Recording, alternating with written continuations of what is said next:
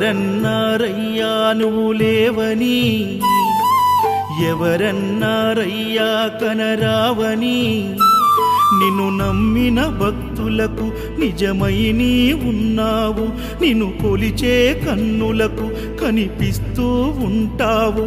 ఎవరేమన్నా అనుకున్నా నిన్ను మరవనయ్యా. శరణమయ్యప్ప స్వామి అయ్యప్ప, శరణాలు మరవలేను విడవలేను అయ్యప్ప.